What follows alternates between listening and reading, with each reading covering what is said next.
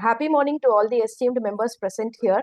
So, in first of its kind initiative, the Institute of Chartered Accountants of India has set up this new committee called the Professional Skills Enrichment Committee. The primary aim of this committee is to enable all the chartered accountants to realize their complete potential by enabling all-round skill development in addition to our technical and subject matter skills. So, all of us have been through our MCS courses, and then after that, it's a long gap, and we are all into practice. So professional skills enrichment is one of the must area that which all of us have to be developed. So a warm welcome to the charter chairman of this committee, Professional Skill Enrichment Committee, CA Dr. Anuj Goyal sir, and the vice chairperson CA Shri Priya Kumar ma'am. Thank you sir and ma'am for this wonderful initiative of organizing live webcasts. We at Salem branch of SARC are happy to be the event enablers for this first seminar conducted by the Professional Skills Enrichment Committee. The first webinar of this committee is on public speaking skills by our eminent speaker, CA Hardik Shah. So today we will be covering the three main areas, which will include importance of public speaking for CAs, essentials of good public speaking, and the third, glide path to becoming a confident speaker. So with these background, I now request the chairman, Dr. Anuj Goyal sir, to address our members. Thank you very much, Honorable Chairperson, Salem Branch, and all our honorable delegates from each and every part of the country and outside country also. And of course, we are having our dynamic Vice Chairperson of this very, very important Professional Skill Enrichment Committee, CA Shri Priya Kumar ma'am from Chennai, who is leading this committee from front and who is leading our profession from front. May I request all of you to put your hands together in welcoming Shri Priya Kumar ma'am. We are having, of course, all the office bearers, very, very prominent office bearers from Salem branch. We are having very, very prominent resource person, C. Hardik Sahaji. We are really fortunate that we are having Hardik Sahaji as the resource person. So a very, very big round of applause for Hardik Sahaji sir also. And we are having a young and dynamic chartered accountant from Ghaziabad, CA Nakul Arora ji. And we are having our secretary of the committee, Dr. Sambit Misra ji, who is trying to put his best to see that how we can really do something very, very concrete through this very, very ambitious committee, which is meant for the professional skill enrichment of our chartered accountants, who are undoubtedly the best accounting professionals, not only in our country, but across the globe. But there is always scope for the further improvement. And the skill enrichment is very, very important, whether one is of the age of 25 years or whether one is of the age of 70 years. And the Prime Minister Modi is also of the view that whatever knowledge you may be possessing, but continuous professional skill development, skill enrichment is the need of our. And when we are of the view, when the government is of the view that of course this country has to be led by the members of the Institute of Chartered Accountants of India. And if we are supposed to be the 5 trillion economy, third largest economy of the world, and the developed country by the year 2047, I think the role of the chartered accountants who are having the best of the skills is very, very important. So in this first program of this Professional Skill Enrichment Committee, we have today the vice chairperson of the committee, of course, Priya ma'am, who is the chairperson of the Sustainability Reporting Standard Board also. And we are having very, very ambitious vision and mission in both these committees. And I'm quite confident with the help and support of all the viewers and all the delegates, we will be certainly achieving that objectives. And in the first of its kind initiative, friends, the Institute of Chartered Accountants of India, under the leadership of C. Ranjit Agrawal ji and CJS Nanda ji, has come up with this very, very important committee of the Institute of Chartered Accountants of India. And as the Salem branch chairperson has already communicated, that we are trying to see that how we can use the complete potential of my members. I think that is the most important thing. And the committee would aim to understand requirements, assess the present skills gap amongst all chartered accountants. We had wonderful survey under the leadership of Sri Priya ma'am, and we got close to 10,000 responses we have got. And based on that survey, we are trying to see that how we can really go ahead as per the requirements of the members of the Institute of Chartered Accountants of India. And we are very well aware that chartered accountants can quickly become a skilled public speaker. And here are these reasons why: connection, and credibility. Uh, uh, and I'm quite confident that all of us will certainly see that how we can inculcate in the youngsters, more particularly, that the communication skills, which is the need of art, and public speaking is very important. And we do have that potential that tomorrow we can very well try to replace Prime Minister Modi. Also, our members of the Institute of Chartered Accountants of India do have that potential, and Prime Minister Modi will also be very happy to have the chartered accountant at his place. With these opening remarks, of course, we are having Hardik Saji and Sri Priya ma'am. I will not like to take further time, as we are very eager to hear Hardik Saji and Sri Priya ma'am. I once again welcome all of you. Thank you very much. Thank you so much, sir, for emphasizing the importance of professional skills in all the practicing members. I now request the Vice Chairperson, CA Sri Priya Kumar ma'am, to address our members. So here's a very hearty good morning to everybody. On behalf of the Professional Skills Enrichment Committee of the Institute of Chartered Accountants of India, it's a complete privilege, honor, and a delight to welcome you all to this first ever program of this newly created committee, the first of its kind in the 75-year history of ICAI. Anuj Bhai and I go back a long way, and we continue to sail together. He's my chairperson of this committee, which is the Professional Skills Enrichment Committee, and I happen to be his chairperson in the other committee, which is the Sustainability Reporting Standards Board. We just bounced it off with the president for 5 minutes, exactly 5 minutes. And he said, okay, what do you want to call this committee? We said, we want to call it the Professional Skills Enrichment Committee, and it was done. Also because I think they themselves, our president himself has gone through Toastmaster courses. And he says, I know what difference such a program made to my life. And needless to say, our Vice President, Shri Charanjot Singh Nanda, is an amazing speaker. You just have to hear him speak and it's done. So what was the need for this committee? I think a good 30% of this population never went through a GNCS. The rest of us went through some GNCS. But where do we work? Out of the 4 lakh plus chartered accountants, 1,50,000 are in practice. We are scattered in about 95,000 firms, which is just 1.6 partners per firm. So it really doesn't allow you time to go to Udemy or some course and take a public speaking course. The second is the members in industry. Some of them work for very large corporates where there's a continuous training and development initiative.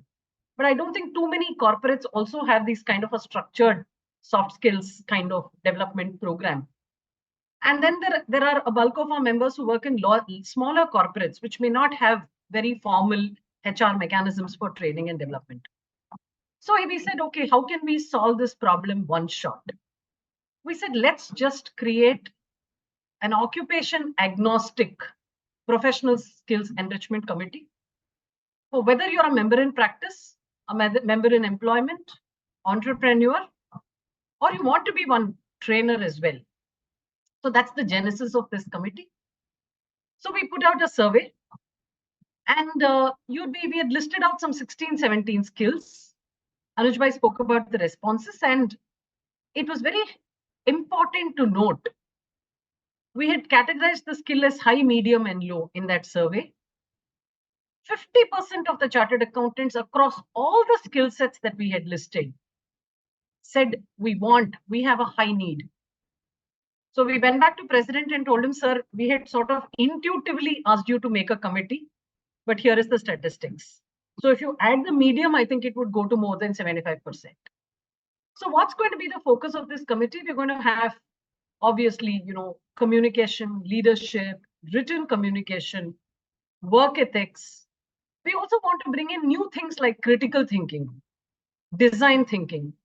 A lot of times we do all of this, but we don't know why we are doing it, because humanly, you operate on a certain emotional quotient and you know how to use critical thinking, but it's very nice when somebody walks you through formally.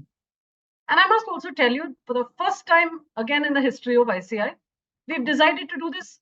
I'm sure all other committees do it as well, but we've decided to do it scientifically and with professional support. We actually have a very silent observer on this webinar, who's Mr. Shiva, with the IIT Madras, and he's actually a professional who practices in leadership and soft skills. So he's going to just observe this program and see what the questions are and things like that.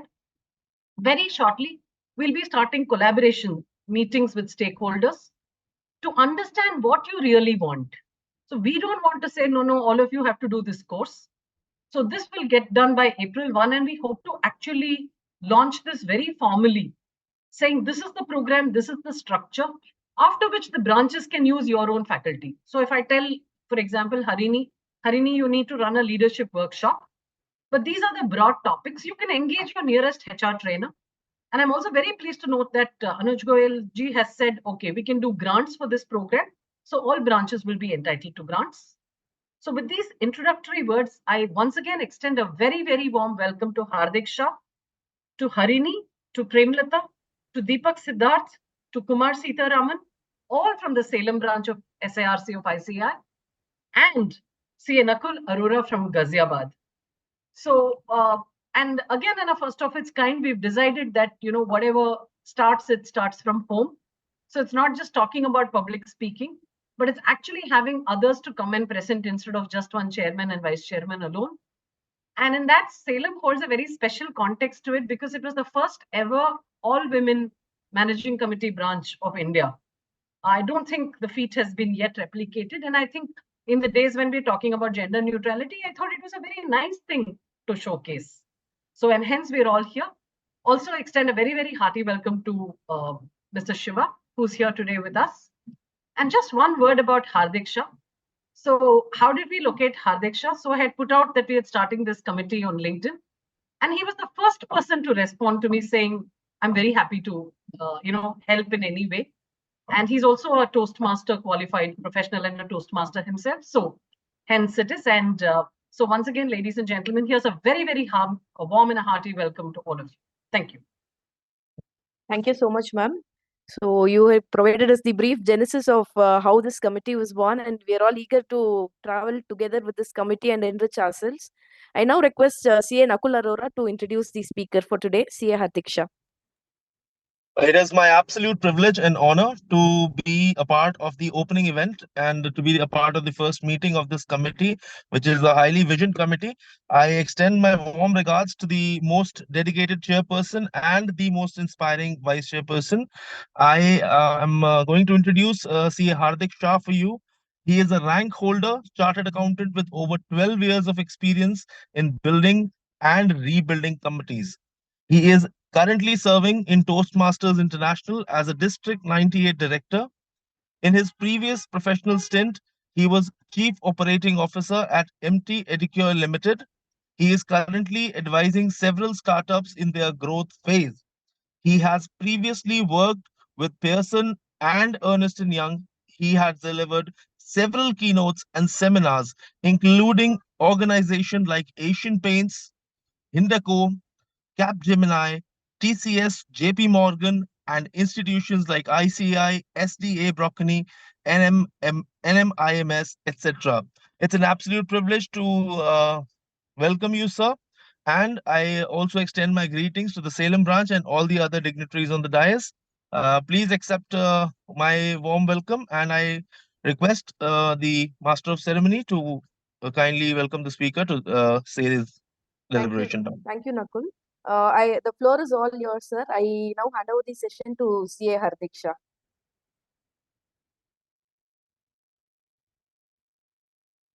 Very good morning, everyone.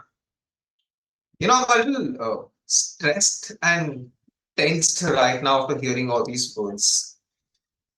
Does it happen with a lot of us when we are asked to speak in front of an audience so huge that we start fumbling, we start sweating, and we possibly want to find the fastest way out to the door?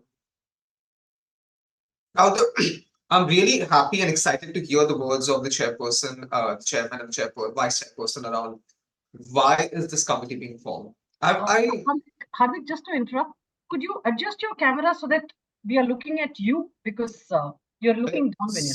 Now is it better? Yes. Yeah. Okay. So I'm super excited about this session that is being conducted. I cleared my charter accounts almost 12 years back, and I did the GMCS at that point in time, and that was just a 15-day course. But I didn't find it really effective. And a few weeks later, as part of my organization, I was with Ernst & Young at that point in time.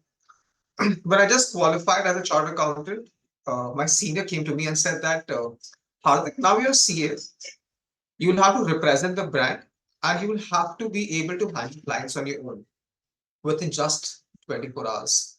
I moved from being a student to being a chartered accountant. And a few days later, we were working on a project at my office. We had an advisory to be given out. And what happened is that my senior was not in office that day, so I had to work with my manager. Now, my manager was the most dreaded person in the office of it. I mean, people just didn't want to stay away from her. So, and the advice that was going out, there were some errors in those which I did not agree with. So I went up to her with a little courage and I found it. I was trying to explain to her the narrative and she was like, Hardik, you're wrong. And in frustration, I said, "Ah." And then she gave me that stare. I still do not forget that. The next thing I did was run to the washroom and try to figure out how do I resign from the organization. With a little courage, around 30 minutes later, I stepped out, went to my cabin, at the other end of the office, the cubicle, not the cabin, quickly started typing out not my resignation, my comments on why the opinion was incorrect. And I mailed it to my boss, the manager. And I tried to smartly sneak out of the office from the back door. When suddenly she called me, I said, Hardik, your opinion is right. Why did you not speak about it in the morning? And that's when I realized that I may be good at my technical skills, like most of us are. As chartered accountants, our technical skills, our analytical skills are top notch. Nobody can compare to us, nobody can beat us at what we know about it. But being able to communicate our thought process, our line of thought in an articulate manner was a challenge. And that's when I did what most of us do: procrastinate. I waited for a few years before I started my public speaking journey. And that's almost 7 years back is when my journey of public speaking, interacting with individuals, speaking in front of an audience kickstarted.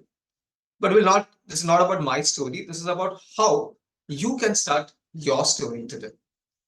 So I have a quick in place which we will run through right now. But I'm super thankful for ICI for coming up for something like this. Because we have always heard that, why MBA and finances are better than us. Well, we are technically stronger. We have had the practical exposure. It's just because those few words that we need to utter, we probably stutter while saying that. And now that's about to change. If you're expecting that at the end of the session, you'll become master orators, you'll be able to speak like the Prime Minister of India or President of US, that's not going to happen. Right? It's not a technical skill where I can transfer my knowledge from my brain to you. Right? What we're going to do in today's session is we'll go through the basics, nuances of public speaking. it will be completely watered down, very simplified, so that it is easy for anyone else across India to understand what goes behind the art of public speaking. Now, how many of you believe that public speaking is something that is naturally by birth? How many of you believe that you have a lot of thoughts, but you're not able to answer back?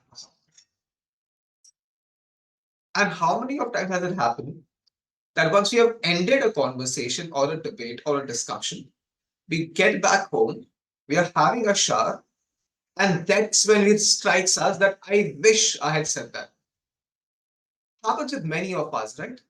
So in this section today, we'll go through these basics. I will also give you some tips and tricks in terms of how do you prepare yourself for situations like these where you're suddenly put on a spot to have a conversation. With that, I will quickly run you through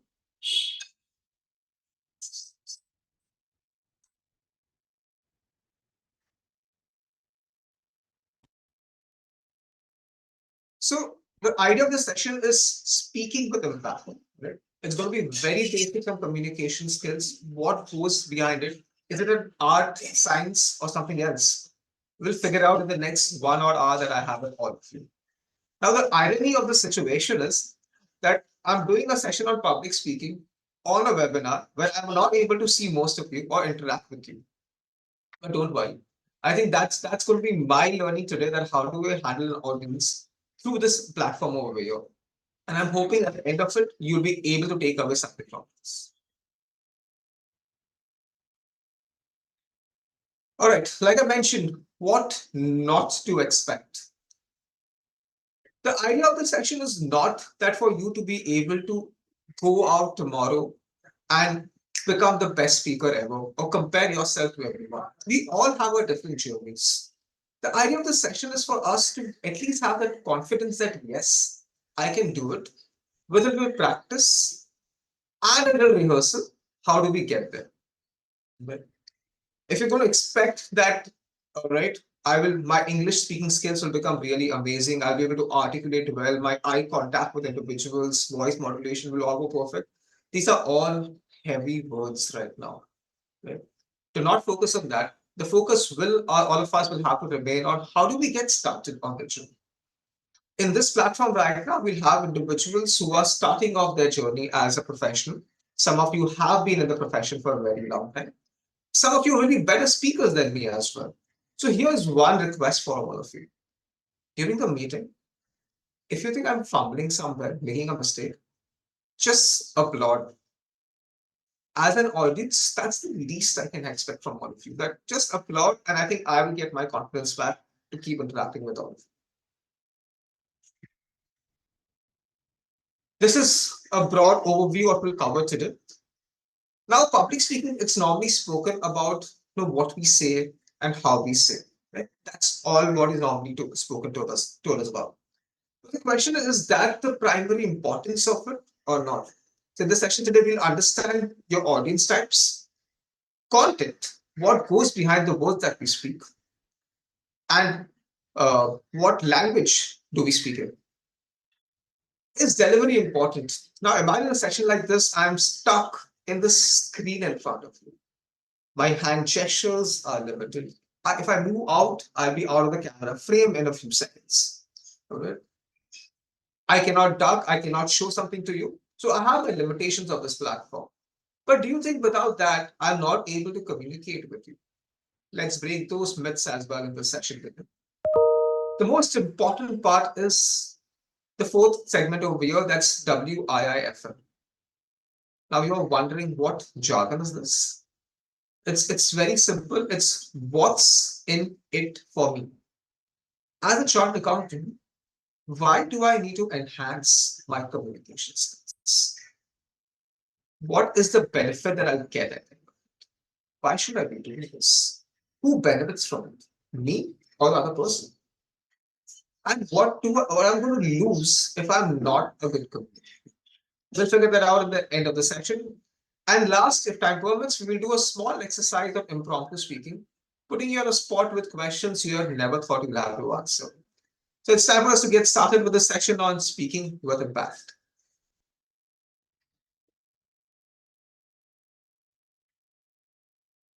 Preparation. Now let's understand that there is no secret sauce to public speaking. My communication style and technique will be different from yours. But does that make me better than you? Not really. What is important over here is I'm able to communicate to you and you're able to understand what I'm trying to say. If I'm able to do that, my job is done. I don't have to be a master orator with those flowery words to be used to impress upon you. If you're able to understand what I'm trying to put forward, my job is done. There's no secret sauce over here. There's no secret formula that, I read out that mantra 7 times in a day for the next 30 days and I'm done. Right? If you go to the gym, the mantra is normally keep working out.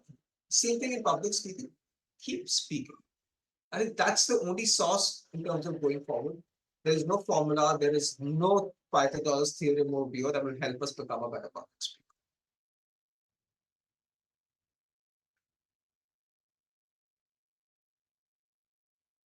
So let's come back here to preparation. It's always good to be over-prepared. It's always important that we know what we're going to talk about and whom are we going to speak about. If you have a session lined up like this, all right, I had spent almost the last 7 to 10 days putting this presentation together, interacting with many of you to understand what we want over here. So giving my preparation, doing my homework is the basics before I start communicating. Some of us practice in the tax law, some of us do with the GST, some of us are in audit, some of us are other professionals as well. Knowing our subject, understanding that really well is extremely important. So preparing ourselves is extremely important as the foundation for any public speaking journey. The next in line is practice. I'll give you tips on this at the later of the session, but do not directly jump into the main stage. It's always good to rehearse yourself a little. As most of us gave our CA examinations, we also had our prelims before that. A kind of environment where you're going to speak, but before we go on the main stage, it always helps you with that nervousness that we feel at times. Presentation is what you're seeing right now on stage. But the most important part is the last one on the slide. That's performance. Public speaking is not just about presenting ourselves or speaking it all. Performance is a holistic view which includes your content, your delivery. Right? So everything put together is where communication comes in. I know this is going to be a monologue where I'm going to keep speaking with you for next 1 hour. Unfortunately, that's how the platform is. Unfortunately, technology is not good enough for us to interact with each other a lot more than I would wish to. But I think we'll be happy with that for now, and we will take it step by step in the next 1 hour. So that's the basic foundation. Preparation, do your homework, study your material really well, practice. Take your time, practice. There are multiple ways to practice. We'll cover that in a while from now. Presentation, what you see right now over here is my face on the screen and this beautiful presentation, the PPT over here. Performance will have been a more all-round approach with all the visual that I'll show you in the next 1 hour.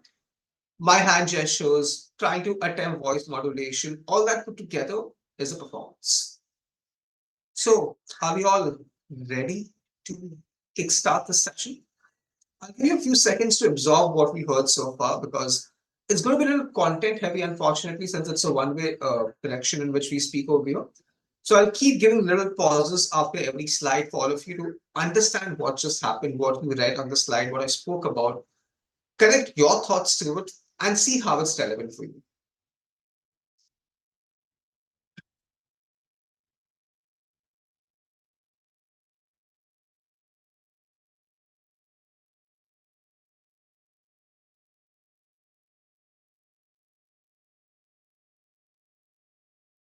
Oh. Now, the most important part in any communication journey, all right? I'm intentionally not using the words public speaking, but referring to communication over here, because public speaking can be viewed in a very different angle than what we see over here. Communication has multiple angles to it, and what you see over here The first and primary part of it is knowing your audience. In my understanding, and to keep it very simplified, keep it very narrowed down, there are three categories of buckets in which you will have your audience. One is your personal interaction, two is group discussions, and three is public speaking. Now, many of us have given interviews, taken interviews. We have interactions with our clients on a regular basis. We have representations to be made to government officials. We are pitching ourselves at different points in time. These are all personal interactions, and these are also important and the basic aspect of communication. Let's not just imagine that communication or public speaking is about one addressing a crowd of 100, 200, 500 people. Communication is also that I have with one-on-one individual. It can be formal, it can be informal. Knowing your audience is the basic bare minimum criteria required over here for all of us. Now, there is this very simple formula to know your audience and how to prepare yourself for it. We call it beautifully the 5 wives and 1 husband. Do not get me wrong, I'll explain that to you. 5 wives is basically 5 W's and 1 H. Right? That's the 5 wives and 1 husband concept. Now, if you wonder what are 5 W's, again, I'll ask that for you. Who, what, when, where, and why. I'll repeat that. Who, what, when, where, and why. If you're able to answer this question, your first step of knowing your audience is taken care of. Right? If I'm talking about Income Tax Act to chartered accountants like you, it's going to be an easy connect because you all will have at least a basic working knowledge of it. But just imagine, I speak about Income Tax Act to engineers or doctors. They will give me a blank look because they won't understand the act. So I have to change my narrative and communication basis the individual that I'm speaking to. Now, just a few days back, I was helping my mother understand the stock market. And all of us know, right, how equity shares are issued, how are they listed in the stock exchange, what makes the prices go up and down, what those red candle bars and green candle bars are. We all understand that pretty well. But when I was explaining that, I got these questions that why is this price fluctuating every second? What is this volume? What are these bids showing over here? And that's when I realized that I may be an expert at at stock markets. Right? But is the other person at my level? My intention of communicating with the other individual is not to put them down, but is to bring them up to my level. For that, I need to put onto that level to understand what their foundation is and take it a notch further. So knowing your audience is the primary part in any interaction that we have with any individuals. Personal interactions could be interviews. Now, I walk into an interview cabin. There are 2 people over there, right? The interview and interviewer. It will be on either side of the table. My first impression has to be really nice. So the questions I answer are supposed to be about myself and how I fit in the culture of the organization. The interviewer is viewing you from that angle, and you have to impress upon that. The same individual, when they walk into a board meeting room, presenting facts of the case, they need to be the commanding officer. They need to know that topic. So you as an individual will have to mold your techniques and styles every time you move from one room to another, depending on the kind of audience that you're interacting. You'll have to understand what is that person here looking for. What do they want? A lot of times we talk and communicate because we are subject matter experts. We are very good at something and we want the world to know about it. But the question is, do they want to know about it? Are they interested to understand on that topic? I can go on for hours about Indian politics, world economics, stock markets. But is the other person interested in that? Maybe the person is more keen on sports. And that's not your topic, that's perfectly fine. You don't need to speak about it. But that interaction is not going to be fruitful. So always knowing what your audience wants is the primary facet of any communication journey. Let's look at a different example. Some of us are technical experts and we are representing our client in front of government officers of Income Tax Act. Now that person understands the Income Tax Act. You want to convince and persuade them on why those additional sources of income are not reported in income tax return. You have to be on the same page with them, but you will be a little toned down comparatively because both of you understand that. Both of you know the return of income. One of you knows, one of you is wrong. The question is, how do you present yourself with them? Knowing your audience, that's an income tax officer in a position of power to influence your return, your communication style and technique will comparatively change over. Next, we are moving towards group discussion as one topic where one individual is interacting with say 3 to 4 or 5 people. It's a very small group of people over here. For example, when you are pitching to a new client, right?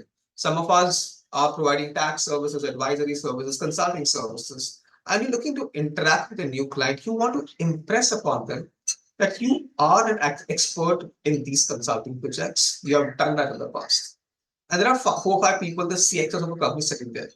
They know their business. They know their requirements. They are there to judge you whether you understand their requirements. If you don't understand their requirements, you will not be able to fulfill their demands. You'll not be able to convince and persuade them. So knowing your audience is an extremely critical part in terms of communicating in any aspects of it. And the most interesting aspect, the larger journey, is the public speaking journey, where one person is interacting with several people. For example, at ICI itself, we conduct so many of these technical seminars or webinars or webcasts on different topics over here. Here, we all know that the audience member wants to learn this section, this standard on auditing or any consulting projects or any changes in the government laws. They have a basic knowledge of it, but they want to become better at it. Let's say, for example, we're talking about the tax laws in UAE. You may be an expert in the tax laws in UAE. That person may have read a few articles here and there, a basic understanding of interaction. You are at a higher pedestal over you, but you also want them to bring them. They are an interested party over here. They want to be learning from all of you. And that is where it becomes publishing is important, that you know the audience, the demographics, the kind of individual. Now, for example, for this section, when I was interacting with the organizing committee, what kind of people can I expect? And it was very open-ended because this is the first time we are doing a session like this. So I had to keep my presentation very simplified and very generic so that most of you will be able to relate to it. Let's also accept the fact that we cannot make everyone happy in our communications. We will not always have success stories. A very typical old principle called the Pareto principle, the 80-20 ratio. If 80% people are happy with what you're doing, you've done a decent job. So that's the whole idea of public speaking, that even when you're doing a technical topic, how do you make it more interactive and engaging for the person to take back something? If at the end of the session, if you do not take back something, you will start wondering, did I waste my 2 hours on a Saturday morning? That's one part. But the larger problem is that for this committee, will start questioning the idea of having sessions like this. So I have to be ensured that this presentation is successful for all of you. You take back something at the end of it, which you can practice or implement in your professional life. This is not a Gyan session, you come, listen and go. You want to take back something, improve upon yourself, and that's the reason you are a part of the session. Right, so that's a quick recap on know your audience. Basic foundation, it's not your content, it's not your delivery. Knowing your audience, no matter how good a speaker I am, no matter how good technically sound I am, no matter what subject matter expert I am, if the other person is a not interested party or not at the same level as I am interacting with them, the communication is going to be a failure. This is important in all communication type, whether you're managing conflicts, negotiation, pitches, interviews, everywhere. This is the basic criteria and foundation for any good communication skills, is to know your audience. Right, it's time for us to move to the next slide. Now, this is a I'll actually give you a few seconds to first go to the previous slide and absorb what I just said. I know it's a lot of technical, a lot of words used over here, but I think we'll just simplify it a lot more. Know your audience.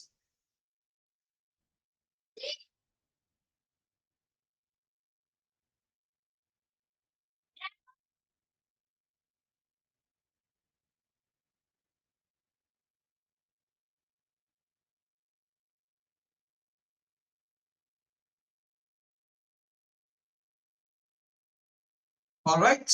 I hope you've taken your notes. Of course, I think we'll share the presentation with you as a later date, but I think if you want to make notes, I will give that thinking time to you after every slide. Now let's go to a lot more important. The next step in terms of communication is crafting your message. I know you're excited to see this presentation and the words on this, but I'm going to explain all of this to you as well. What we just saw right now is knowing your audience. If that's the first step, you have cracked that code with your 5 W's and 1 husband. Remember that? I'll repeat that for you. Who, what, when, where, why, and how. Who is the audience? When and where am I going to meet them? Why am I interacting with them? Right? If you answer these questions, you'll be able to structure your framework in a better way. It puts it in a small checkbox for us that, okay, I'm going to talk to the CEO of Reliance tomorrow, and I'm going to talk to him in the elevator in a hotel, because that's the only 30 seconds I'm going to get with him. How do I make myself impactful in those 30 seconds? So you start thinking in that direction, prepare yourself accordingly. So remember, know your audience goes back to preparation and practice. Correct?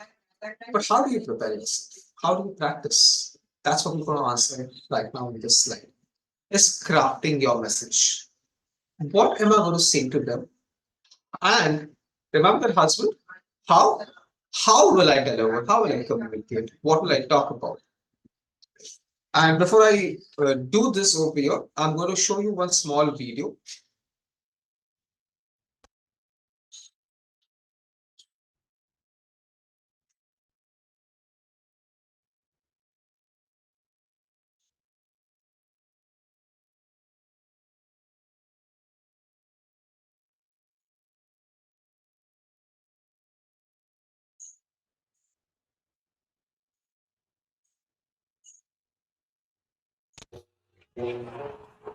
Oh, you all think smoking kills?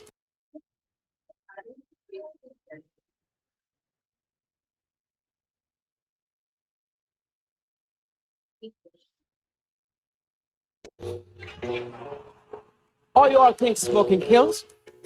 Let me tell you something. Do you know that the amount of people dying from diabetes are 3 times as many people dying from smoking? Yet if I pulled a Snicker bar, nobody will say anything. Do you know that the leading cause of lung cancer is that actually a cigarette? It's your DNA. You could smoke for years and nothing will ever happen to you. This whole war against smoking is just to restrict the farming of tobacco. I use these arguments, even though I just made them up,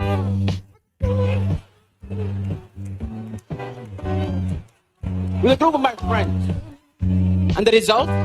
5 of them believed what I said.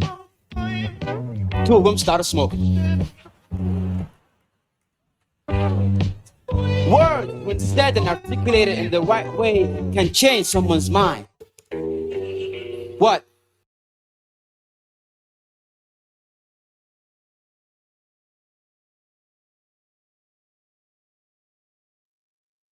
Words have power. What we communicate can change the way people think about it.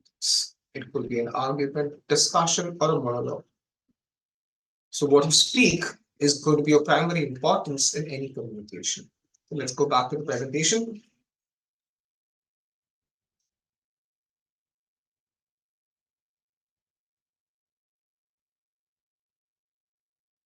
Crafting your message, basically the content in any speech that you have delivered, any communication that you have. Emails one-to-one, remember 3 types, one-to-one, one to few, one to many. In all categories, what you speak, the words that you utter are of primary importance. I'm going to start with the purpose.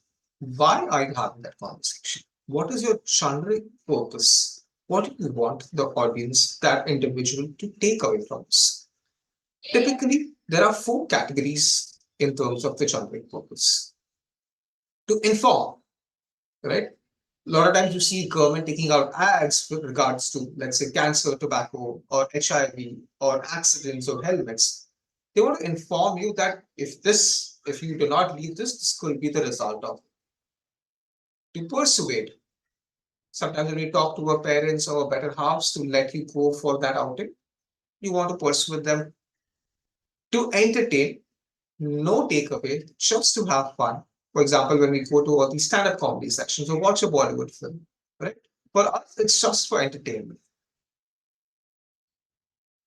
And to inspire.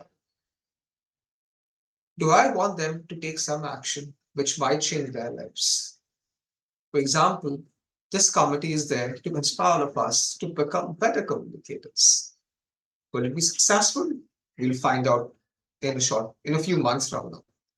Right? Again, Samangana for all of us, the generic purpose of any speech, any conversation, any communication is categorized into 4 buckets.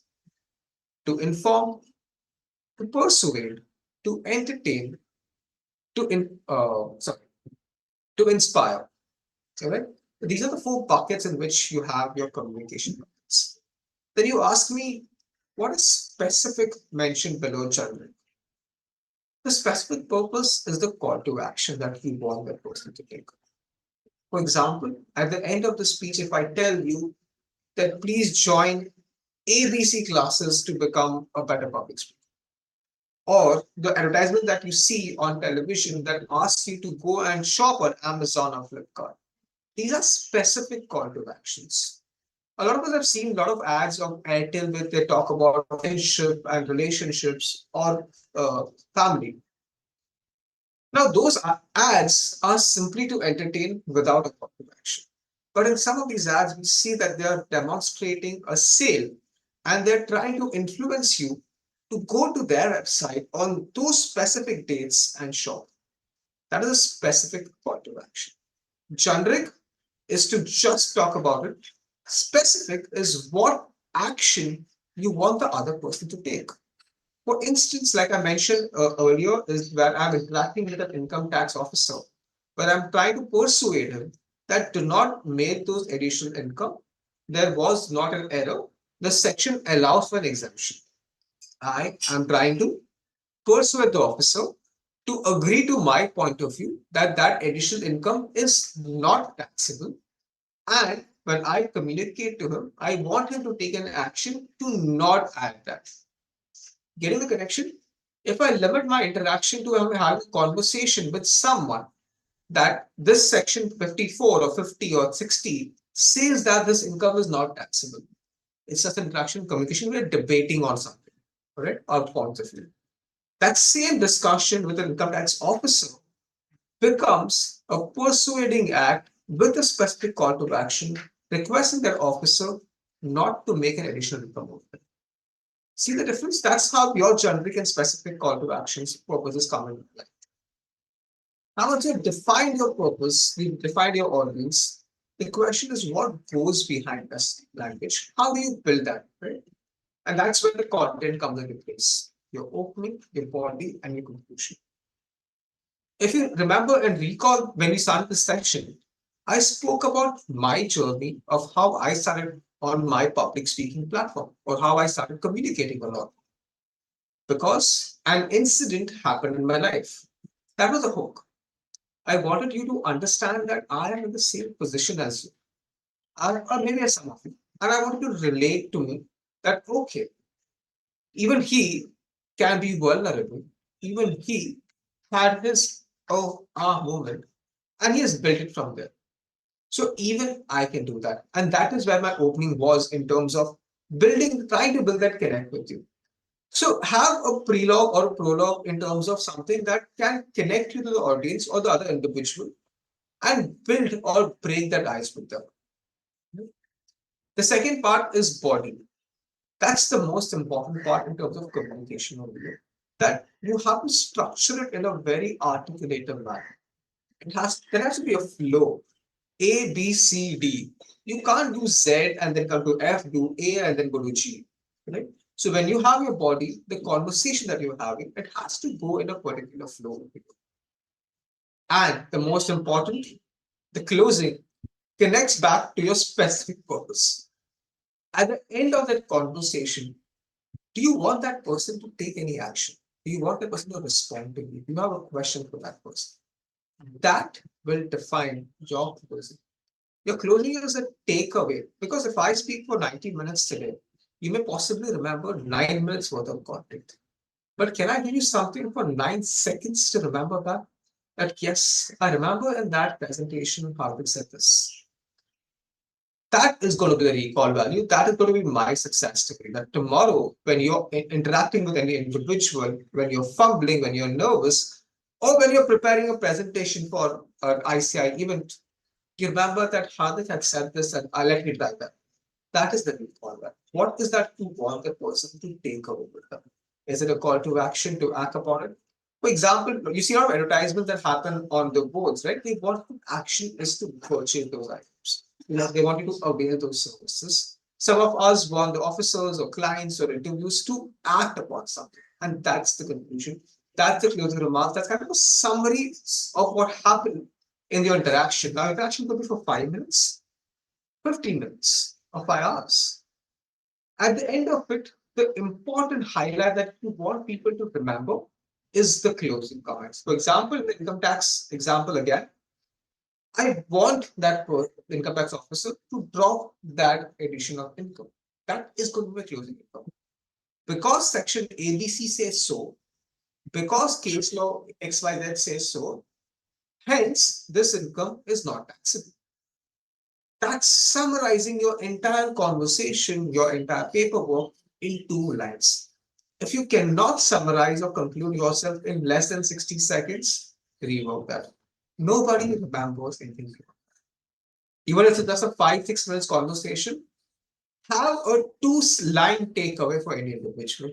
That is going to be a recall value. That is what they will remember. Right? So we spoke about purpose, the generic purpose, the specific purpose to inform, entertain, inspire, persuade. We spoke about the what, why, when, where, how. A few do nots. Okay. What you should not do in any communication. Now, a lot of us believe that we used to need to have some fancy words used during our conversation, right? So I'm going to show you one interesting video for this before we move to this. I'm sure we all know Shashi Tharoor.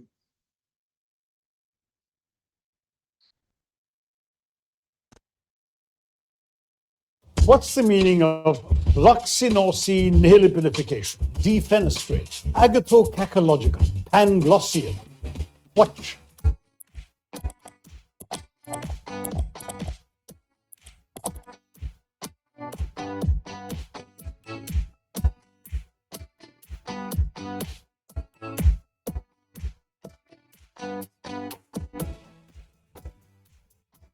Hello, I'm Shashi Tharoor, and it's World Dictionary Day today.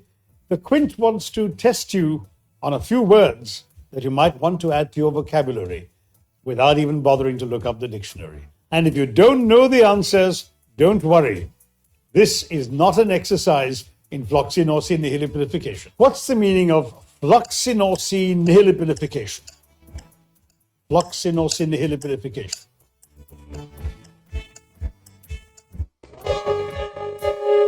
Fluxinosi nihilipilification is the act of estimating something or someone as worthless.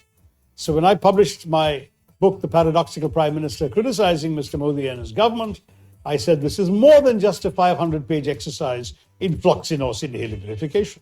What's the meaning of? Now imagine if I do this entire session using words like those. I will have zero attention to everything because most of the time you'll be busy opening your dictionary or possibly searching up these words on Google. Will I be able to leave an impact on you? it because you're not able to understand how different will this be from you speaking in a language that you understand. Right?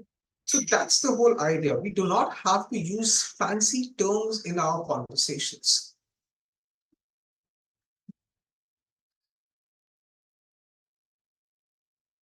Let's go back to the presentation.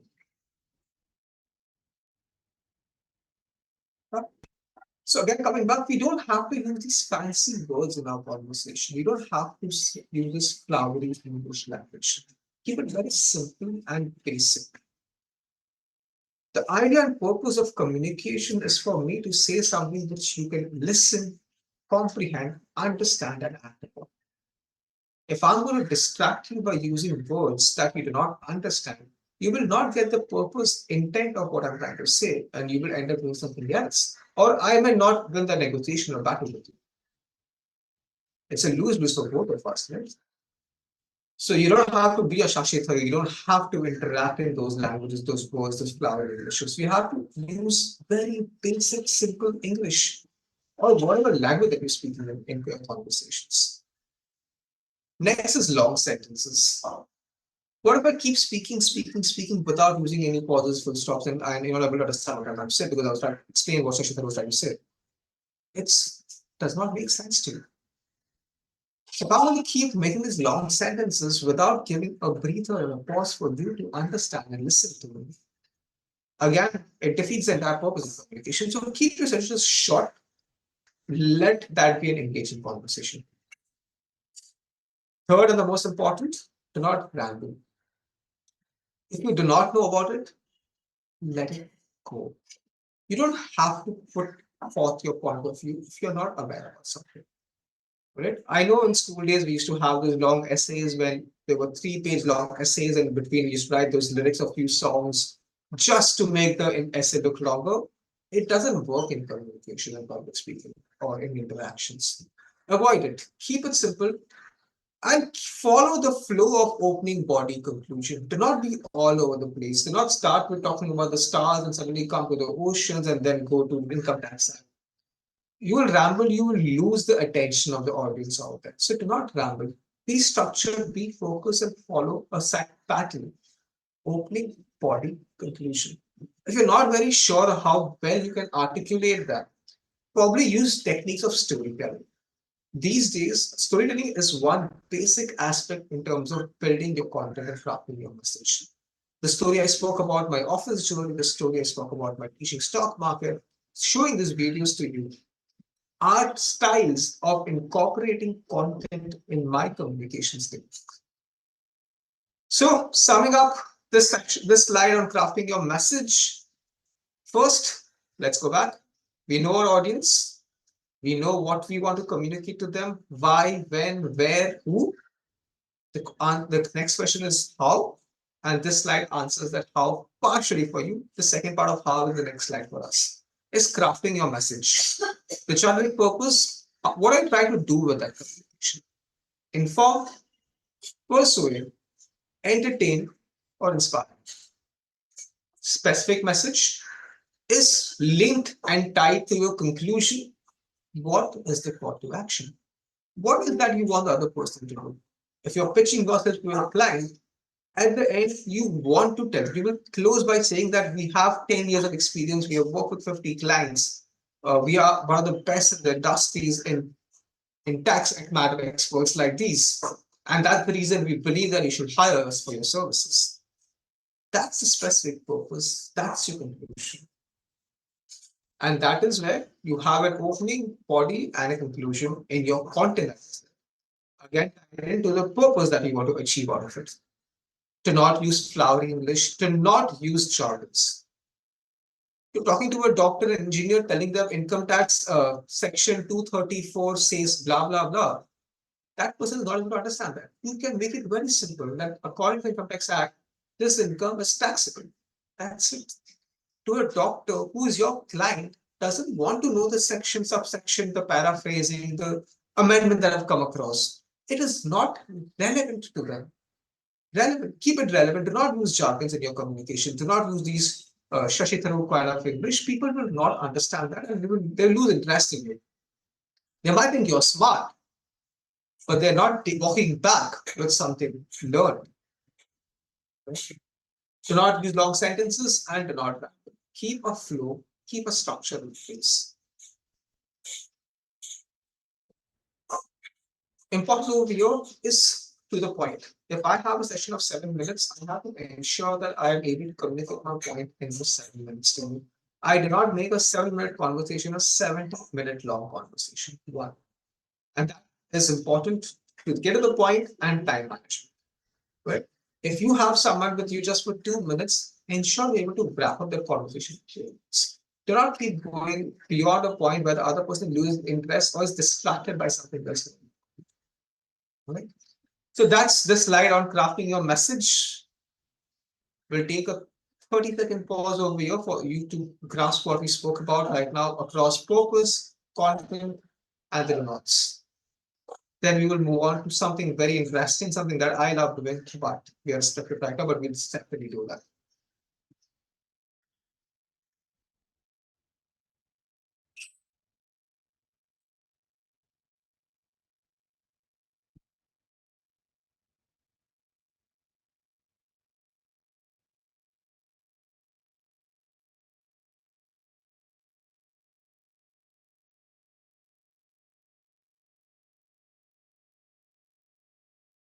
All right, it's time for us to move on to the next slide. Yeah. Before we go here, let's listen to what's quick video.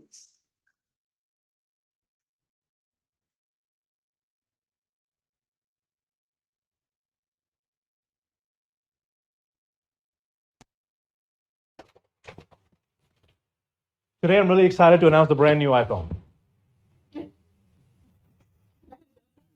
Too fast Yeah. to the point, like it didn't build up. Yes, yes. Now, be honest, for those of you who get nervous during a speech, ever sped through the entire thing and you don't even know what you said? So here, when I announced the iPhone, did I build any anticipation for the product at all? It's like I'm getting paid by the hour. Okay, guys, I gotta go back home, right? Let me try this one more time and tell me if it sounds any different, okay? Today, I'm really excited to announce the brand new iPhone. Did any of my words change there? Then what changed? Pauses. Did we notice the silence? What did that silence do? It creates what? Tension and anticipation. You want to know what's happening next. So one of the things that you can do to create an aura of confidence is be comfortable with silence.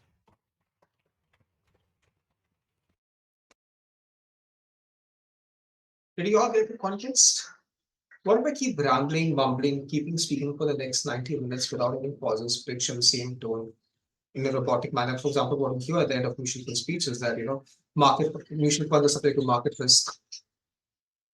What if I slow it down? Did we know that mutual funds are subject to market risk? The same statement can be uttered in different styles. There could be pauses, there could be more energy in terms of your communication. You know what? Mutual funds are subject to market risk. You know what? Mutual funds are subject to market risk. The same statement, said in different tones, different pauses, different pitch, can change the entire discussion that's happening. And that brings us to an interesting part. People normally say that 50 to 60% of communication is non-verbal. Now, different researchers, statistics will give you different numbers, but if you ask me very honestly, content and delivery go hand in hand. Now, for example, on this presentation, like I mentioned earlier as well, I'm just in this box. I have to communicate in this box. I do not have that opportunity to use a stage, move around, interact with you differently, make an eye contact with you. But does it stop me from making a communication? I need to modify my technique. So depending on the environment you are, remember what, where, when, exactly. So when and where defines how your delivery is going to change and how you do that. For example, if I'm talking to the CEO of Reliance, I'd be extremely soft-spoken and humble because that person is at a position of power that's higher than. And the same thing if I'm doing with an intern, I tell him, boss, I know. Right? Your position of power changes in terms of how you communicate, how you're able to position yourself, how are you able to speak those words that you want to. So let's move on to that part of the communication, that is the non-verbal. Let me tell you, I am Anuj Goyal, chairman of the committee. Around 1,000 members are live with us. That shows that our this maiden program is very successful. I compliment Hardik Saji and the Sri Priya ma'am and the entire team for that. Thank you so All the much. best. Carry on. Please go ahead. Please go ahead, Hardik. Yeah. All right. I am super excited to be talking to 1,000 plus chartered accountants on this platform right now. Okay, now that puts me off the position of power for a few seconds, but I'll take control. Don't worry about it. That comes with practice over here. All right. So coming over here to an interesting portion, that's the non-content, the non-verbal communication part of it. And that there are three major buckets over here, like you see on the screen: voice modulation, body language, and addition rates. We'll start with voice modulation, the center part of it. And what you just saw is an example how putting a pause can suddenly grab attention of the person next to you. For example, you're listening to me, you're possibly walking out there, and you see you're a 10-second silence. You will suddenly look at the screen and figure out what happened. I grab your attention. Or suddenly I'll say that we are happy to announce that the CA exams will be conducted now thrice in a year. Again, I change my tone over here so that you're able to understand that differently. Again, an attempt to grab attention. If I have some sad news to share, I can't be smiling and say I'm very happy, I'm very sad to share that. That doesn't work, right? So the content has to correlate in terms of communication. And that's the reason we call the 4 P's in voice modulation. Pause. You don't have to speak breathless. Have those full stops, commas in your conversation with individuals. That also gives the other person breathing space to listen and understand what you've said. Pitch, high, low, depending on who you're speaking to. If you are in a position of power, your pitch will generally be higher. But if you want to treat someone at equal, you will want to have a different conversation. And pace. Typically, they say that you should speak at 100, 120 words in a minute. That's the best case scenario. Again, there's no science for this. All right. I had this amazing talent, but I was able to speak at 200 words a minute, and people were able to understand that because they knew about it. But now, on this call with 1,000 people, most of you do not know me, have never had interaction with me. So if I speak at that pace, you may lose interest because you didn't understand anything.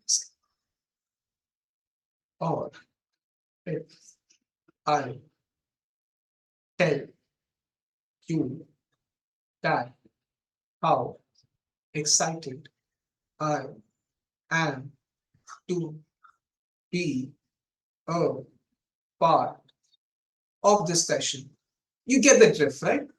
Having the right pace, depending on the interaction you're having, is too slow will basically mean that people lose interest and they'll doze out because they want you to get to the point and start communicating. If I speak very fast because I know I'm very good at it, I know what I'm talking about, but you do not know that. And if you're not able to understand what I'm trying to say, again, you will lose interest. So having the right pauses, giving those breathing spaces for the other person to listen, understand, and comprehend. The pitch and power depending on the person you're interacting with and what is the influence you want to have at the end of it. And your pace plays a very important role in non-verbal communication. Moving on to body language. Now, I had a very simple option, right? I could have been sitting on a sofa, slouching, and speaking to all of you. But I chose to wear a blazer at my residence and stand for the 60-75 minutes in interacting with you. Because I get my confidence and position of power by standing in this position, by moving around, engaging with you, right? And that completely changes the dynamics of communication. If you see me looking down and interacting, not on the camera, and speaking to you, lose interest, not fun, right? So having the right eye contact, hand gestures, and the body language movement around plays an important role in communication. Cannot demonstrate a lot of this right now because of these limitations, but let's just take an example of eye contact. I'm reading something on the presentation, the laptop is in front of me, and suddenly it was figured out that who am I talking to, right? Eye contact, hand gestures, stage movement, or I'm just referring to my notes, and yeah. So you're losing interest if I'm not able to look into your eye and tell you that, because possibly I'm not confident, possibly I'm nervous, possibly I'm not prepared. Signs of all of these are signs of the speaker not being the subject matter expert, right? So if you are not 100% sure of the topic, but still your body language and commanding, it becomes important. Now, a lot of times we ask that, how do I look at someone in the eye and speak? You don't have to look the person in the eye always. Possibly look at the forehead or the neck. For the person at that distance, they will still assume they're looking at their eyes. Of course, if it's a very close communication, it has to be eye contact, which is fair enough.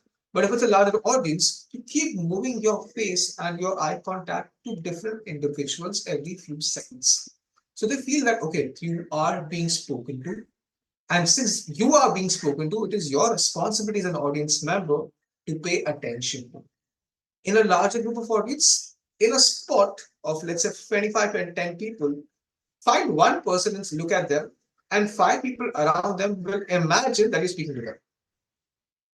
The most common problem that comes is some of the hand gestures. That what do I do with my hands? Now, a lot of times we have a mic in our hand, makes it easier for us. Sometimes we have our phone. Never have your phone in your hand. Even if you have to read out notes, make a note and bring it. Do not use your phones for it. Or let's say I'm hosting an event, so I have a play card, right? And I have this, so my hands are occupied. But what happens in a situation like this, where I have a lapel mic, I have nothing in my hand? What do I do with it? The simplest technique: pocket, behind, no. Hold your hands like this. Right? You can see over here. Hold your hands like this and just hold it. You don't have to keep using the hands if you're not sure what to do. But do not slouch, do not put the hands behind, do not put them in the pockets. All right? So that's where body language is extremely important, because that shows your body language defines your position of power. Walk into an interview room, you are fumbling with your papers. Remember, examination hall, we used to fumble with the papers, not confident about the examination, not prepared enough. At the last minute revision that goes on, do not do that in your interview rooms or your pitch discussions. When you walk into the cabin, do not have that discussion with your team members that, okay, this is what we talked about. The first impression is your body language. When they see you walking, how you're dressed up, how you're looking in the audience, how you're looking at them, how you're interacting with them, are you smiling at them? These are important parameters even before you enter the first one. So if you let the person know that I'm not prepared enough, they suddenly become in the position of power, and they will dictate how the communication goes, and you never want to do that. The last segment, the last part over here is the additional aid section. At times, in some communication which are longer in duration, something like this, you may use audio visuals, like I showed you a few clips here and there, to correlate to the topic that I'm speaking about. A PPT. Now, PPT does not mean put all your content on that, every word, in that 10 size font across 10 presentations, 10 slides. The typical rule is have 8 to 10 slides. Use only pointers and words which you want as a recall value, and do the explanation yourself. Yeah. What you saw in the presentation over here, I've had headings and subheadings. What I speak about, if that's in the presentation, the focus of the audience will be on the content. They'll try to read what is mentioned there instead of looking at you, and you will lose complete control over the conversation. Sometimes in some interactions, you may have to use a prop as well to explain a point of view, right? So that's very sparingly used. It absolutely depends on what kind of conversations you have. When you have one-to-one conversation, you're doing a demonstration of a product. Of course, you have your audio visual in place. You build a new website and someone is trying to look at it. You'll have to demonstrate the website. You won't just say that the website will look like this and make me visualize or imagine. You'll have to demonstrate that. So again, depending on the type of communication, depending on the type of audience, the conversation, it defines that what additional aids do you need in the conversation. Summing up, how do you have engaging delivery techniques? First and primary importance is your voice modulation, your pause, your pitch, your pop, and the pace at which I speak, and the pace at which I speak. A lot of the times when we speak at a very fast pace, we tend to eat up a few words. Right? And if you speak at the right pace, they will able to comprehend that and understand that better. Body language, eye contact, look into the camera if you're on a platform like this. Look into the audience and the eye when interacting with them. Looking around shows you are distracted, underconfident, or possibly lying. It's a very well-known psychological technique as well. Hand gestures, if you are not sure what to do with them, put them over here and just hold them at your belly. That's it. Very simple on that. Stage movement. If the stage is long, make use of the stage because your audience will also be spread across. So you can go from one end to the other end. On a platform like this, it's a screen. Make sure you're in a position which is still where people are able to see at least the upper part of your body. Additional aids, audio visuals, PPT and prop, only when your conversations are more than 10 minutes, where you do not want to bore individuals by your monologue. So you try and get them their attention back by playing this audio visuals or presentations as well for them to take back something. All right, so we'll pause here for 30 seconds for all of you to have a look at the slide before we move on to the next one.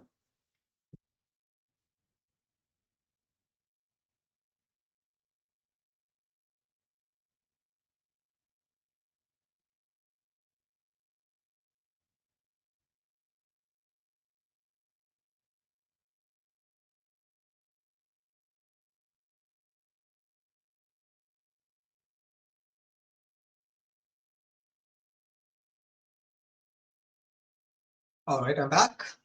Quick recap of what we just saw in the last 3 slides. One, primary focus is know your audience. What, when, where, by, who, and how. 5 W's and 1 H, 5 wives and 1 husband.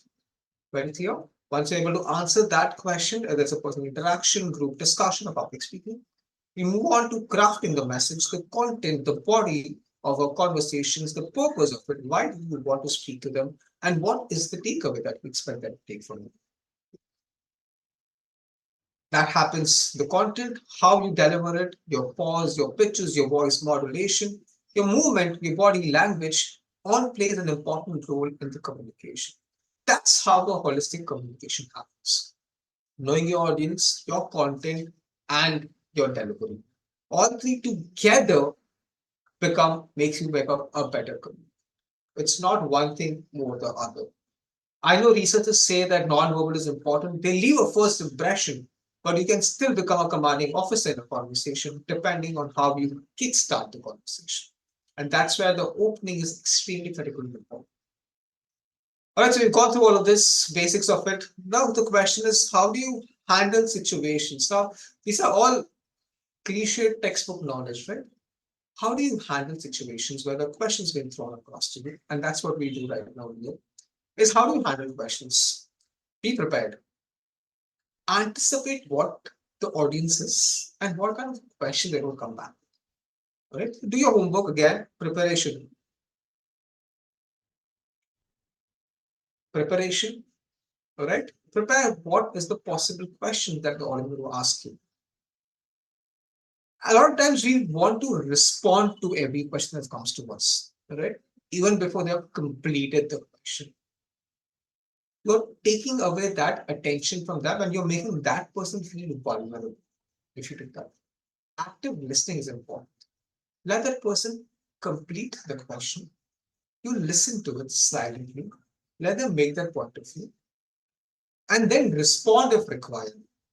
If you are a speaker, you do not want to get into an argument with someone. You can just say that maybe you're right. I did not think of it that way. I'm not sure about this. Let me get back to you. Or someone is repeatedly asking questions, you say that since we have a few more audience members, why don't we speak to you after the session is over? Listening to the individual and their question is important. And the most important part, clear and concise response.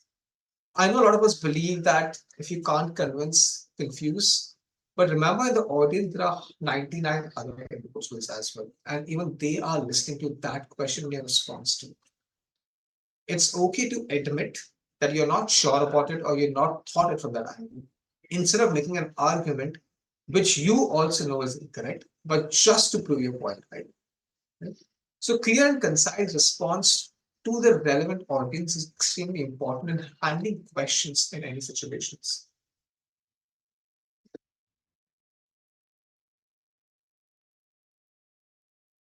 Giving you another 10-15 seconds to grasp this, not very important, but of course, this comes with practice and this comes with understanding of the subject matter as well. Since all of the subject matters, we should be able to handle queries really well. But sometimes some case laws are thrown across to us, which may have not referred to, and it's okay. Say that, okay, let me read that case law and come back to you. Right?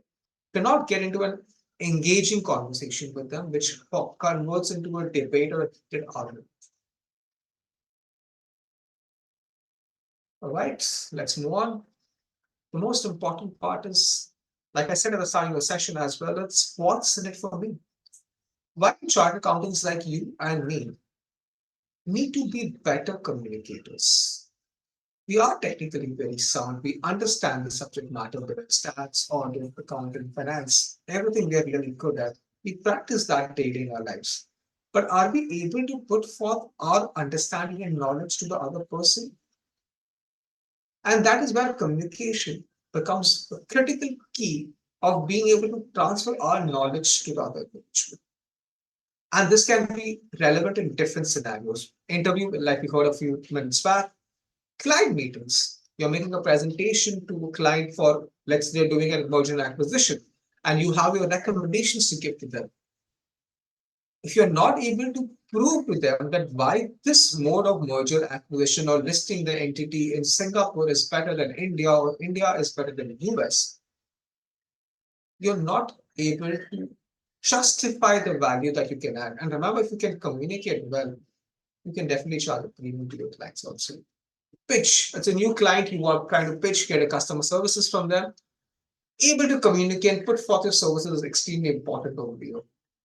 Representation in terms of government offices, conference speakers. Now, a lot of technical sessions that happen around us are normally read out from presentations, or they're trying to do a knowledge transfer from that high level of pedestal thinking.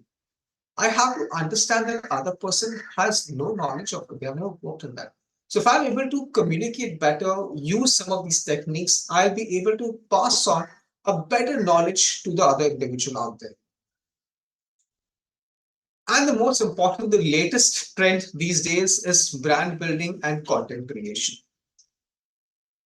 What I see as a subject matter expert in these sessions makes me a brand for this, as a go-to person for this, makes me an expert in this field. Like I mentioned about the tag clothes and the girl for bank. If I do a session on that, I've become a brand for this. People will come back. There are 100 people who will look up to me for what is my opinion. And if I'm not able to articulate those thoughts correctly, my brand as an individual, as a subject matter expert, as a specialist in this field gets tarnished. So being able to communicate my expertise to the other person helps me build my brand and help me with content creation as well. Right, so leaving this slide for all of you, what's in it for me? From a fresher chartered accountant to an experienced one, we all have to communicate, whether it's me with my team members also. I'm a partner in an organization. I have 5 articles, 3 clerks working with me. Am I able to communicate the requirements or the culture or the expectations to them correctly? If I'm not able to do that, they will prepare something incorrectly, submit that to me for my review. I'll have to redo the work. And that's double effort, double time, and wasted of money and resources. So being able to communicate rightly to my team members, giving them feedback is also communication. One way to say that this is wrong, do it again. Second way is to say that, okay, this paragraph, how about we look at this section ABC from this act and put it over here to make a better transition. There's a difference in how we do that. If I'm able to guide the team on this, the second time they come and do this, they know that, okay, Hardik told me to look at this last time. Let me redo that and come back. So you're reducing your time and effort. You're able to communicate your feedback and your expectations correctly to your team members as well.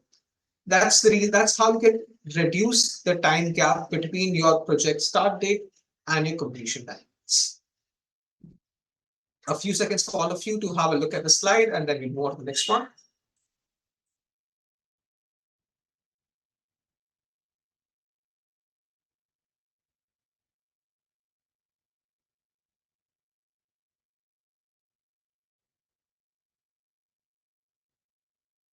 All right, so we'll keep this very short.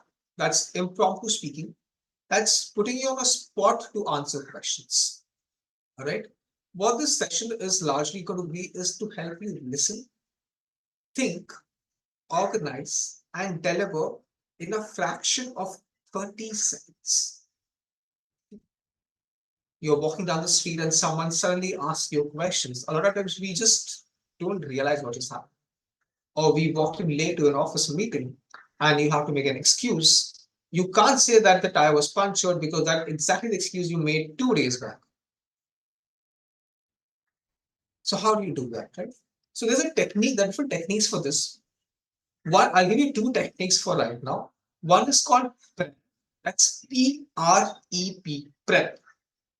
Point, reason, example, and point.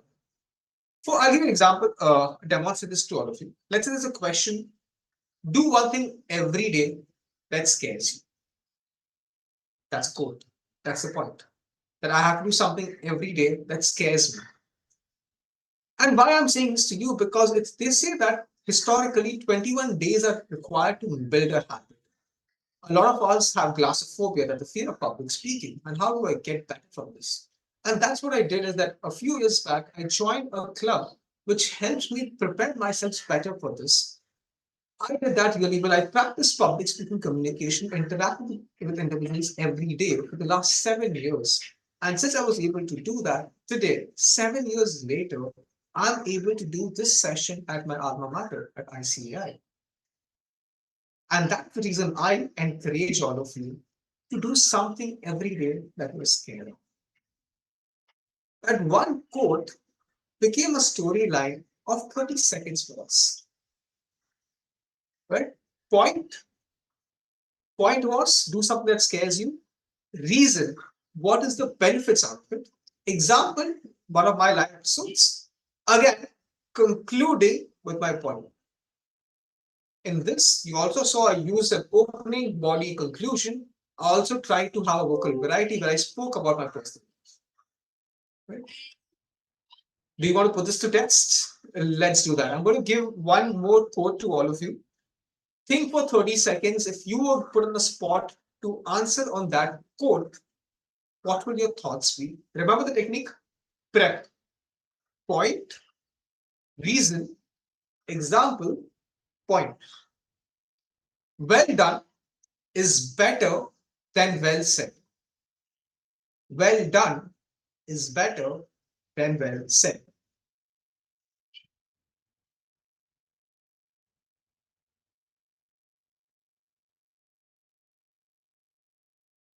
Just close your eyes, think on the topic, think of what you will say in this dialogue.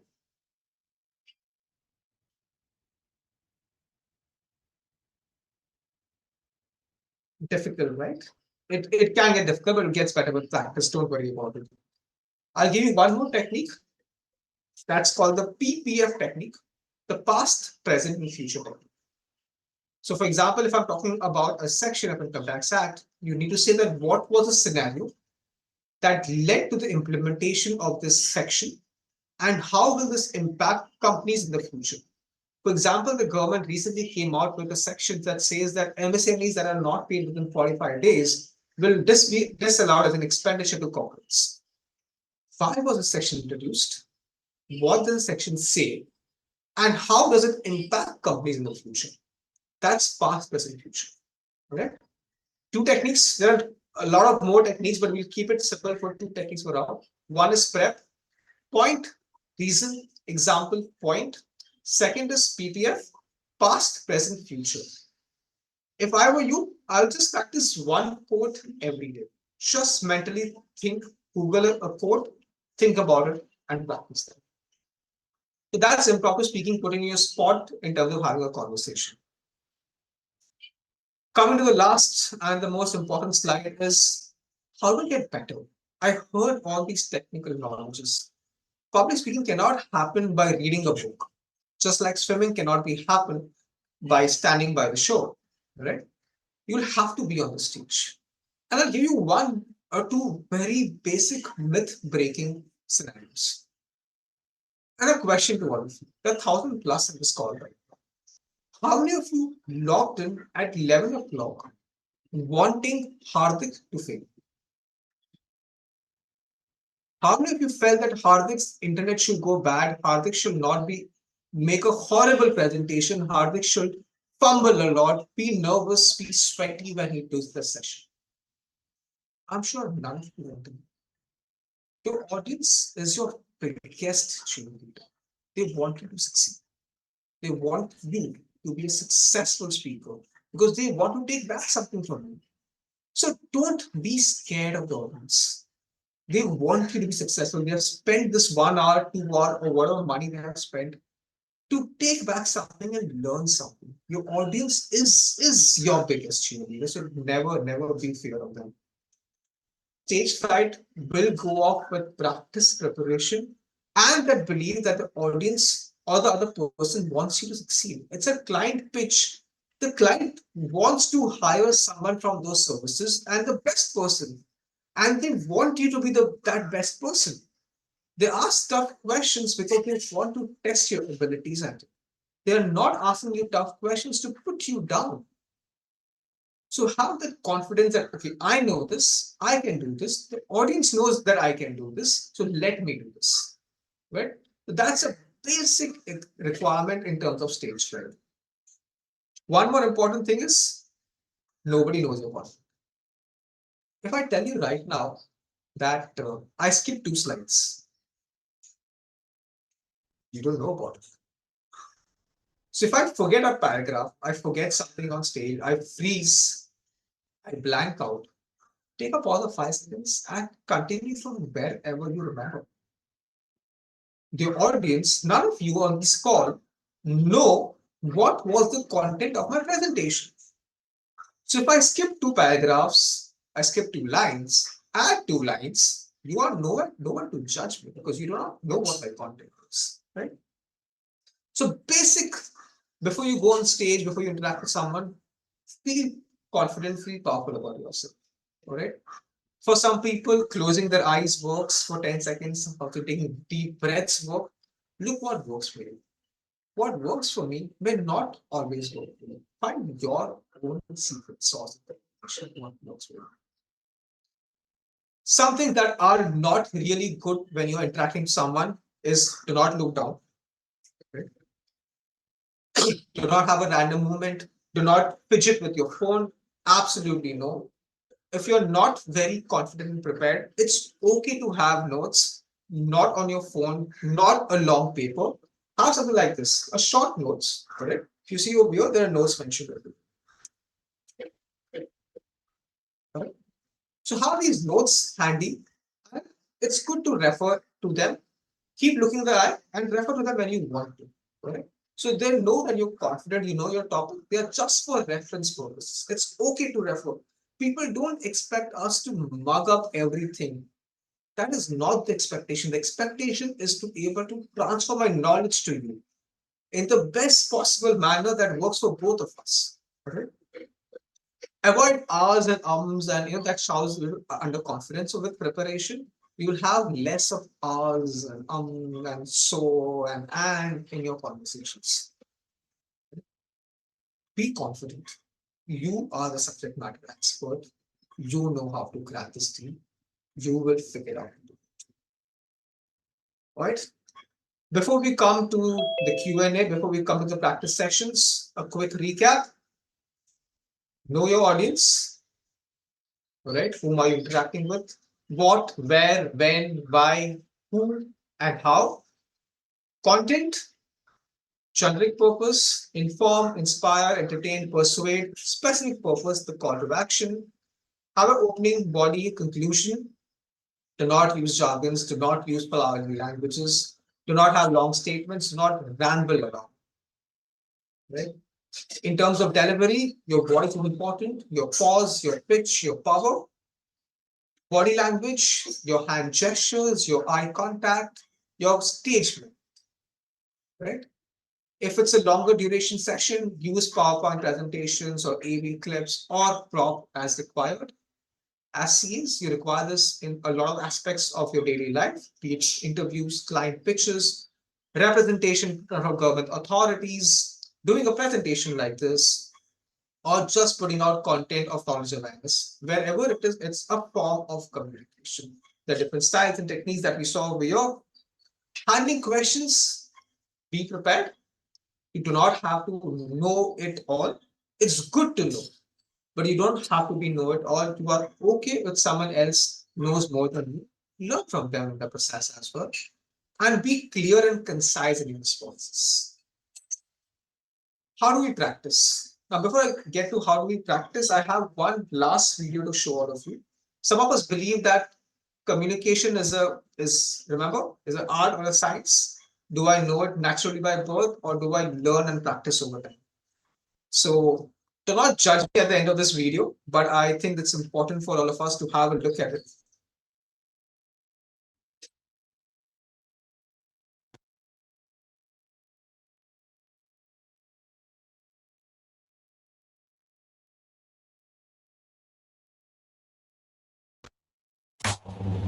I request all of you to do one small exercise with me.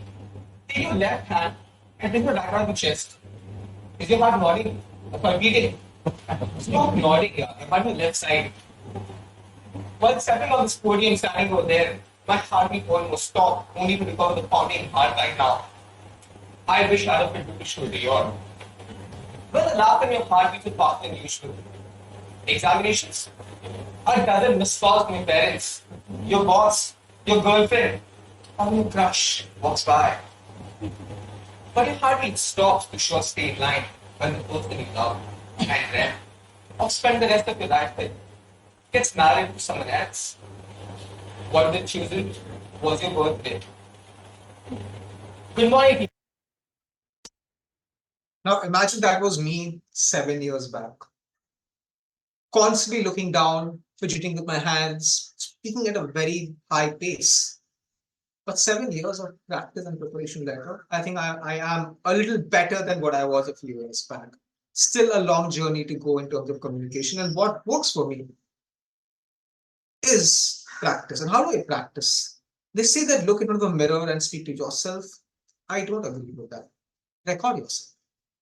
Use Zoom, for example, as a platform. Record yourself, record your presentation, your conversation, and then listen to it, both your audio and video.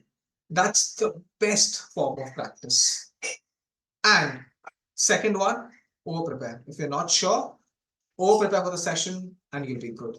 So 2 takeaways for all of you to become a better communicator. Practice. How do you practice? Record yourself, possibly on Zoom or your mobile phone camera, and then watch the video and see the transition happening to you.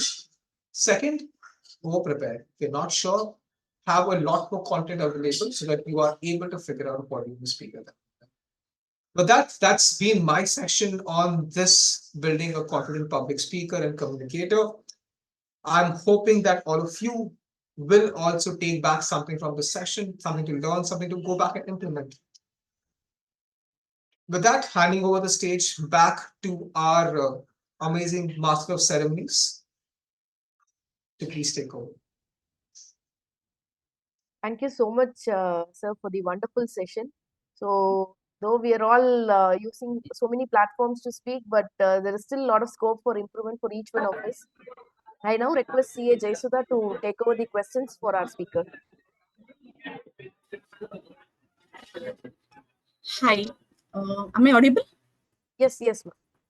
Okay, I have received few questions. I've tried to compile them. One Yeah, second, we'll take Jayasudha. 5 questions, Jayasudha, and then we can do the wrap up. Yeah, 5 to 6. And another thing, Hardik, is your presentation was amazing. So what we are also planning from the committee is to do 1 hour, interactive virtual meetings every day. Hopefully, we'll kick it off next week. So we're planning to have a skill enrichment hour every day. Wow, that would be fantastic. Yeah. So anybody wants, they can sort of join in. Of course, we don't want to have a batch size of more than 100. So what we could do is, in fact, your presentation was extremely good, and I'm extremely happy to let you know that last count at 11:54, we had 777 people joining. Okay. So which is a lot higher than the usual webinars we get, which is, I'm getting a new message. It's 961 now. I think the chairman mentioned it was 1,000 plus, I think half an hour back. So Yeah, yep. so yeah, Yeah. so it's very nice. So it's about 1,000, yeah. It's 961 now. So what we're planning to do is break this down. So what you could possibly do is we're going to sort of hire you back now. So this was thanks to your courtesy. So we'll try and get this done, and our secretary of the committee, Sambhaji, will start this. So we can have a PSC hour every day for 1 hour. So and we can Perfect. invite. Sounds great. And if anyone in the audience also knows any good speakers, any good faculty who can assist us, we'll be very happy to take this forward. Thank you, ma'am. We will take up the questions. We'll take 5 questions, ma'am. Jayasudha, ma'am, request you to take over the Q&A session. Yeah, so I have tried to compile the questions. There were a few repeated questions, so most of them were covered by in the session itself. So I'll just pick the ones. So the question is language a barrier for public speaking? I don't think so. Language is a barrier to public speaking. Public speaking communication, like I mentioned, is something that I speak and you understand. If both of us know the right language, the right meaning of words, we should be able to do that. I'll give you an example. I was recently in Thailand and I didn't speak the Thai language. But how was I able to communicate with that person? That person is very smart. Okay? What he did is he opened his phone, went to Google, used English to Thai conversion. He asked me to type it and he read it out and he responded back in the same language. So communication does not always, like I mentioned, have to be verbal. The language cannot be a barrier to communication. It may be a barrier to effective communication, but there'll be workarounds to it. Okay, I'll move on to the next question. So can you please, it is from Sanjay Agarwal, East Delhi. Please advise some best books and available apps. So there is an app called Udly, which helps us. It's an AI-based tool that helps us practice our public speaking skills. I'm part of Toastmasters. Toastmasters helps with public speaking skills. It's a club-based format without a teacher. I don't recommend books for public speaking because, like I said, a session like public speaking cannot happen by reading a book. So my advice and recommendation would be that go to a platform where you get a chance to speak, even with a small audience of 4 or 5 people with your friends, just have interactions. Practicing is more better than reading a book in terms of public communication skills. Thank you, Adrik. So the next question is, I would like, this is from Shankaran. I would like to get some ideas from idioms and know about idioms and phrases that can be used in public speaking. That's again a very good question. I think the best person for any flowery English is, of course, Shashi Tharoor. But I recommend that you can read a lot of these articles that come up on LinkedIn and Medium, where they use a lot of idioms and phrases to emphasize and explain a few languages. There is, or read newspapers in largely in terms of that. I think these are everyday easy to use mediums. I'm not giving specific book recommendations for this because that can become too informative at times, which you cannot implement somewhere, right? So using idioms and phrases which are important to the conversation, and the other person understands that. For example, where there is a will, there is a way. All of us understand that. But if I use a very flowery jargon that that monkey went up the tree and he was looking down and all those stories, you may not understand that. So use idiom phrases which are used in our daily languages, daily use, rather than trying to sound very grammar nazi. Thank you. And the next question is from Sampath Kumar. Communication in professional assignments at times create problems, especially for the ones who call a spade as a spade, and how to tactfully handle such issues. And I've also got a similar questions in this line. So I just want to add that as well, since this being the last one. Can CA become a public speaker? Is it not violating code of conduct? So if you can just answer these last, it would be helpful. Sure. So I'll go to the first one first. Yes, calling spade a spade is people are direct, all right, to everyone understanding. Calling a spade is being very direct in your conversations without beating around the bush, right? Getting to the point very effectively. So these are communicators or individuals who want to close a conversation as fast as possible instead of asking you to make a lot of statements around. So the best way to handle them is let them speak. Let them make their point.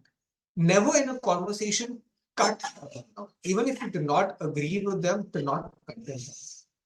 There's a difference between disagreement and disrespect. I may disagree with your point of view. I will explain that to you, but I will not disrespect you by saying that you know nothing. You're good for me.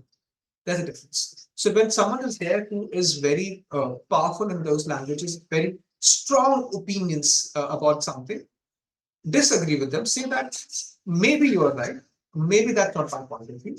Here's what I think about it. Okay, but let them complete it and never ever cut someone down, even if you do not agree with it. Okay. So that's the first part. Second part, can CAs be public speakers? Now, I'm not in practice, so I, of course, be part of sessions like this. I think the technical answer can come from the chairman or vice chairman in terms of can.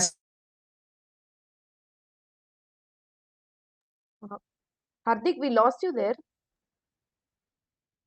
There is no Okay. violation I of think the a code lot of of them. ethics. All right. So the chairman has answered. Sikama chairman has answered that for us. Thank you. Am I audible now? Yes, better now. Yeah. Yes, yes. So, yeah. So I'm saying that if I'm not in practice, of course, I can go around taking sessions, speaking to individuals. As CAs in practice, I believe at least talking about subject matter experts is not a challenge for sure. Rest clarification can come from the committee in terms of if there are any other ethics I may not be aware.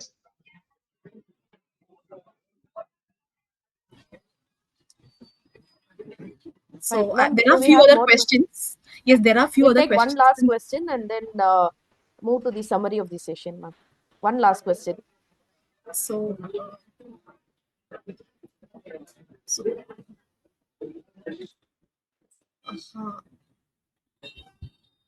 how to sharpen the communication skills? I think these are already covered. There are repeated questions, Harini. So Okay. maybe. Yeah. It's all So covered? we will, the recorded link will be shared and also the PPT. So we had a lot of questions from members whether the PPT will be shared and will we be able to watch this webinar again to improve it. Yes, we will share the presentation and also the webcast link will be shared with you all. So thank you so much, Jayasudha ma'am, for taking over the Q&A session. I now request CA Premalata, Secretary of Salem branch, to briefly summarize the session and take it forward. Hi, good afternoon all. I think this is the right topic for the first webcast of this wonderful committee, newly formed committee, Professional Skills Enrichment Committee, because we as chartered accountants have always been strong in our technicals, but still, when it comes to public speaking, we have been suffering a lot. I'm myself a new public speaker, and with today's session, I think I can move ahead a lot. The session started with a wonderful disclaimer, really, and Hardik Shah clearly stated that By this session alone, we cannot become a good public speaker. Practice alone can make us a good public speaker. It was wonderful. And the steps through which he glided through was really useful to all. I mean, the beginners. Like he first told how we have to analyze our audience, be it a one-to-one interpersonal communication or be it a group discussion or a big public meeting. Then he told us how to finalize the content that we have to speak with them. What has to be added, what are to be the opening remarks, then what is to be the body of the message, then the closing remarks, what should be added and what should not be added. I think for this this place would be useful not only in public speaking but also in our everyday day-to-day conversations with all the circumstances that we come across in our life. Then, with regard to the delivery, the way he himself presented, the body language, and the voice modulation he did, if one has carefully gone through it, it is a big example of how the session should be delivered every time. Then the next one was WIIFM. It was a new jargon actually, but he went through it wonderfully. Like how we have to do in an interview, in a client meeting, how we have to pitch our requirements. Then in a conference, how we have to make a representation. And when it comes to brand building, how we have to create the content. It was superb. Then the last one, impromptu speaking.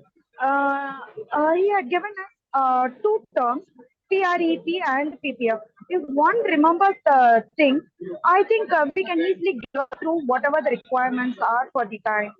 Then he has not only told us how we have to speak, but also he has also given us tips regarding the handling of questions. I think this will help us a lot. Then comes the cautions, the stage fear, lack of confidence. He has also communicated as to how we have to overcome all these things. So with this, he has done a great job, and I'm grateful for having such a good speaker today. Thank you. Thank you so much, Premalata ma'am, for briefly giving us a glimpse of the entire session. That was really very useful for us to have a recap of the session. So, Shri Priya ma'am, do you have any closing remarks, ma'am? Yeah, just a very small closing remark. They often say the proof of the pudding is in the eating. I think Hardik has delivered exemplarily well because I saw it all in Premalata's speech. It was so beautifully summarized, the entire session. Yeah. And I think it was a great job. And I also think in some sense we've made history by getting 1,000 people onboarded for this session. So thank you very, very much. Thank you, ma'am. I now request the CICASA chairman of Salem branch, CA Kumar Sitaraman, to deliver the vote of thanks. Good afternoon, ladies and gentlemen. I'm really supercharged to propose this vote of thanks. Do something that scares you. What a powerful quote, rather a life lesson for growth. It's been an incredible, insightful session, and there is a saying, well started is half finished. It's 100% true today, being the first session of this committee, Professional Skill Enrichment Committee. We have witnessed today with more than 1,000 participants on a weekend, clearly indicating the importance of the public speaking skills. Public speaking skills, if we don't have public speaking kills. So it is, the words are, the letters are here and there. I think there are too many takeaways to implement for a better tomorrow. And heartfelt thanks to CA Hardik Shah for delivering an outstanding session. I know, Hardik Bhai, the best way to understand you more is over a drink. I will catch up in my next visit to Surat. I mean, Chai Pe Charcha. Yeah. I have noted number of things with reference to the do's and don'ts. I'm sure many of the members would have done similarly. And thanks a lot from all of us on this wonderful day.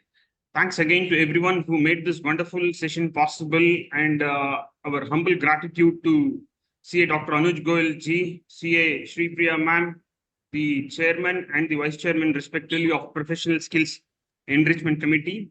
Thanks to the technical team for making this event possible. And thanks to all the participants who took their time to attend this session. Heartfelt thanks to CA Jayasudha, CA Premalata, and CA Nakul Arora for being the event enablers. And I'm eagerly looking forward, just like all of you, the skill enrichment hour daily. Thanks a lot once again to everyone. Thank you. Thank you. Thank you very much. Thank you. Thank you so much. Thank you, ma'am. Thank you.